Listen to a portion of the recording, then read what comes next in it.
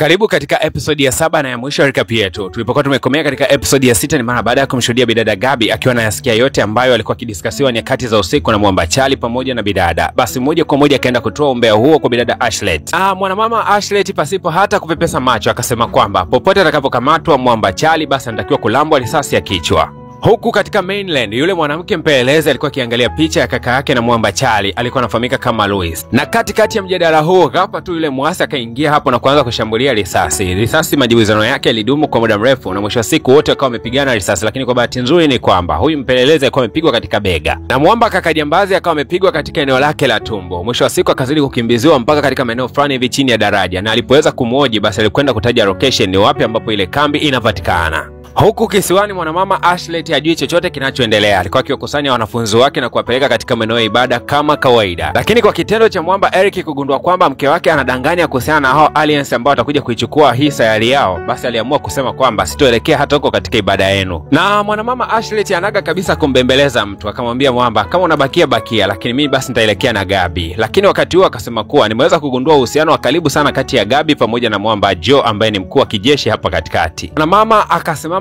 pembeni kidogo na mahali hapa chini yake pakawa pamefunguka na kuanza kuonesha mazingira ya angani. Kisha akasema kuanzia kesho kama ukiwa hujafurahia maisha ya hapa basi nakuruhusu kuondoka, ila kutakuwa na surprise kibao. Bidada Gabriel akapita mbele na wengine wote karibia wakawa wamepita pale mbele. Akatoa mionzi fulani mikali sana. Hii mionzi ilikuwa inatokea mahali hapo alipokuwa amesimama na ikawa inaelekea juu, na mara ghafla ikasikika sauti ya kama watu fulani walikuwa kizungumza kutokea katika anga. Na mara hii miale ikaanza kuzunguka na kuwasababishia hali fulani kama illusion, na wakaanza kujikuta wanakisi tu kila mmoja na mwenzake. Hata bidada Gabby akaanza kukisi na Mwamba mmoja anayefahamika kama Joe, kiongozi wa kijeshi. Bidada Amo akiwa na Ivan huko katika maeneo ya kisiwa, basi Ivan akaanza kumwomba bidada msamaha na kumwambia kuwa naondoka, kisha akawa amejipiga na ile silaha yake akijutia kwamba kuna mauaji ambayo ameweza kuyafanya hapa katika eneo la kisiwa. Kwa hiyo Ivan mpaka dakika hii hatunaye tena. Na Mwamba Eric ambaye aligoma kuelekea hali katika ile maeneo ambayo bidada Ashlet alikuwa ametisha kikao, na kumbe alikuwa na mkutano wake wa siri yeye pamoja na bidada Africa, kumbuka kwamba hawa ni wapenzi wa kisirisiri. Asubuhi na mapema taarifa ikasambaa pale kambini kwamba Mwamba Ivan ameweza kupoteza maisha. Hii kitu ilimshangaza sana bidada Zoa, na hapo akaona kwamba kama wakiendelea kuvutavuta subira ili ivute heri, hapa watajikuta wanavuta umauti, na moja kwa moja akawa anapanga plani ya kuweza kumuondoa huyu bidada Ashlet kwa sababu atakwenda kuamaliza wote. Na ili mpango wao uweze kutimia, bidada Zoa ikabidi kwenda kumtadharisha dada yake Gabby kuwa akae mbali na bidada Ashlet kwa sababu ana mpango mmoja mkubwa sana. Baada ya mwanamama Ashlet kurudi ndani ya kambi, akamkuta Mwamba Eric, lakini akawa na wasiwasi sana na mahusiano yake kati yake na bidada Africa. Lakini Mwamba Eric hakutaka mazungumzo kabisa, bali akasema kuwa hamwamini kabisa bidada Ashlet kwa sababu ana uongo mwingi. Na katika hali ya kustajabisha, mtoto Isaac akaja kugundua kwamba baba yake na mama yake wa kweli hawakuwa hawa ambao wanajiita Ashlet pamoja na huyu Mwamba Eric. Mipango ya kumuondoa mwanamama Ashlet ikawa inaendelea hapa katika kisiwa, na akashirikishwa mpaka yule mwanamama anayefahamika kama Nuri ambaye ni mama mzazi wa yule mtoto anayefahamika kama Isaac. Hasa na wakati huu wanaendelea na mipango yao, kwa bahati mbaya wakaweza kumuona Africa akiwa anakuja katika mitaa hiyo kwa mbali. Nikumbuke kwamba Africa ni mshakonoko kweli na hataki Yesu kushirikiana nao katika kitu wanachokifanya. Lakini mwisho wa siku akaja kugundua kwamba mpango wao mzima umeweza kushtukiwa na bidada Africa kwa sababu mabomu aliweza kuyaona walipokuwa wameweza kuyatega. Akaanza kukimbia bidada Africa, lakini wakati huo wakaenda kumzingira kwa mbele na kumzuia. Wakamuelezea kila kitu kwamba vilipuzi vyote vile ambavyo tumeviweka ni kuhakikisha kwamba tunayatawanya maisha ya bidada Ashlet na si mtu mwingine tofauti na Ashlet. Bidada hapo ndo akawa ametulia. Na ili bidada Africa aweze kuitunza siri, basi wakamhakikishia kwamba Eric atabakia salama kabisa katika mpango huu. Baada ya Mwamba Eric kutoweka katika nyumba ya huyu bidada, basi ajisikia mpweke sana kwa sababu alishamzoea sana huyu jamaa. Lakini baadaye nyakati za jioni akamuita Abby na bidada Sam kuja kusaini mkataba wa kubakia katika kisiwa hiki milele. Basi wakawa wamesaini kwa furaha kabisa. Na kisha akawa amemtoa bidada Gabby ile bracelet aliyokuwa amevaa. Kisha wakati wanaondoka akamshtua Gabby na kumwambia kwa Gabby, naomba ubakie. Akamuuliza, hivi wewe ni kuna kitu kingine ambacho kinakusababisha wewe endelee kubakia hapa katika hii kisiwa? Ukweli ni kwamba mwanamama Ashlet ana mashaka sana na Gabby kwa sababu ameweza kugundua uhusiano wake kati yake na bidada Zoa. Lakini bidada Gabby akamhakikishia Ashlet kwamba anawazingatia yeye na Mwamba Eric kama wazazi wake wa kweli, kwa sababu katika ulimwengu huu hawa ndo wazazi ambao anahisi furaha kuwa nao zaidi. Lakini mwanamama Ashlet si mjinga kabisa, kisha kutilia mashaka basi amekutilia mashaka mazima. Na upande wa pili wa kisiwa tunaonyeshwa Mwamba mmoja anayefahamika kama Charles akiwa amekimbia na machupa yale ya vile vinywaji vya brew, na amekuja kukando kidogo. Ana mawazo kwa sababu bidada Mike ameweza kukataa kurudiana na yeye kwa sababu ya kile alivyoweza kuchepuka na bidada Sam. Lakini ashukuriwe Mungu kwa sababu Mwamba Eric hakuepo kwa mbali akaweza kumsaidia Mwamba Chali kwa kuweza kumpiga sindano fulani vya kuweza kushusha yale makali ya kile kinywaji alichokuwa ameweza kunywa. Lakini mwanamama Nuria akaweza kutuma signal ili iweze kumpata bidada Ashlet ambaye aweze kuja katika eneo hili ambalo wametega mabomu. Sehemu ambayo gari ya bidada Ashlet imeweza kukwamia ni sehemu nzuri zaidi na ina mabomu pia. Kwa akawa anataka kufyatua yale mabomu. Na kwa bahati mbaya sana, kabla hata hajaweza kuyafyatua mabomu, akajitokeza bidada Oma akiwa anakuja kumleta Isaac katika eneo hili. Sasa mchakato ulikuwa ni kwamba je, wafyatue au wasifyatue. Lakini bidada Zoa alikuwa na roho mbaya, akasema kwamba yafyatuliwe. Lakini bidada Jenny akasema kuwa siwezi nikafyatua mabomu kwenda kumzuru huyo mtoto mdogo ambaye hata hana hatia. Ugomvi mzito kwa umezuka baina yao wakiwa wanang'aniana nani afyatue na nani asifyatue. Mwisho wa siku huwezi kuamini kwamba bidada Zoa aliweza kufanikiwa kuipata ile trigger, akaanza kufyatua, lakini hakuna kilichoweza kutokea. Kumbe bana, timu ya Mwamba Joe, mkuu wa majeshi katika eneo hili, aliweza kufika katika eneo hilo mapema sana. Kumbe plani yao ilifahamika muda mrefu sana. Bidada Ashlet alikuwa amejua kutokea zamani sana. Na lengo la kumleta hapa Isaac ni kuweza kuiona mioyo yao jinsi ilivyo. Je, wana huruma na mtoto au hawana? Lakini kumbe wana ukatili mpaka kufikiria hata kumuua mtoto. Baada ya kuweza kumtoa Isaac katika eneo hili, haraka sana Oma na Joe wakamkamata mwanamama Nuria na tayari kumwandaa kwa ajili ya kuweza kumuua. Huku upande wa pili Mwamba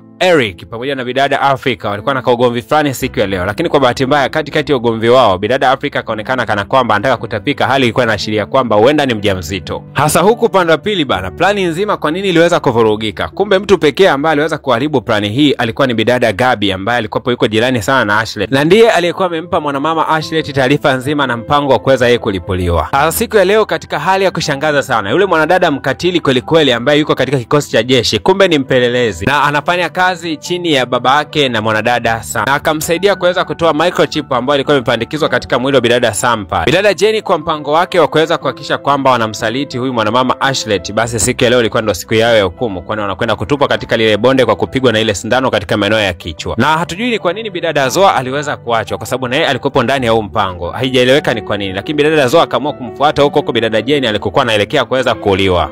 Bidada Gabi kwa kugundua kwamba yeye ndio sababu ya hao kwenda kuuliwa, basi akamsihi sana mwanamama Ashlet kwamba asiwaue watu hawa kabisa. Lakini hayakuwa maneno ya kutosheleza kwa Ashlet kuweza kuwahurumia hawa watu. Ikawa inasikika mungurumo wa helikopta zilizokuwa zikiingia katika maeneo haya ya kisiwa. Na kumbe alikuwa ni yule mpelelezi alikuwa anamtumikia baba yake na Mwamba Ivan. Na yule mwanamama Dani katika maeneo haya ya kisiwa akatumia ile chipu ambayo alikuwa ametoa katika mgongo wa bidada Sam, na kisha kaingia katika hichi chumba cha siri kabisa na kuanza kudownload material yote ambayo yako hapa ndani. Lakini dogo yule anayefahamika kama Isaac akaweza kumfungia ndani ya hii chumba. Na huku katika bonde la mauti yule mwanamama mpelelezi akawa amefika katika eneo hili. Basi bidada Gabi alipoweza kumuona tu mwanamama akamwambia Zoa kwamba huyu namjua, ni mpelelezi ambaye alikuwa anatafuta watu katika maeneo haya, anataka kuwakomboa. Akawa amefurahi kweli kweli. Bwana, baada ya plani nzima ya hawa ndugu kuweza kuharibiwa na kila kitu kuweza kutambulika, basi mpaka kufikia hapa ndio inakupa ukomo wa tamthilia yetu. Mwanamama Ashlet aliweza kukamatwa na kurudishwa mjini, lakini pia wale wote katika kisiwa waliweza kurudishwa katika majumba yao. Kutokea mwanzo mwa tamthilia hii ulikuwa na mimi naitwa DJ Paul, lakini kukaribisha sana katika channel yetu ya PVP Media Max. Uweze kusalama kusubscribe kama bado, lakini pia niwakumbushe wale wote ambao wanapenda recap za Kinigeria, hakikisha unatembelea channel yetu ambayo inaitwa PVP Nigerian Recap. Hii ni channel pekee ambayo itakuwa inaonyesha tamthilia za Kinigeria pekee, na siku ya leo tumeweza kuachilia episode ya kwanza ya tamthilia yetu moja kali sana ya Kinigeria. Asante sana na karibuni katika channel yetu.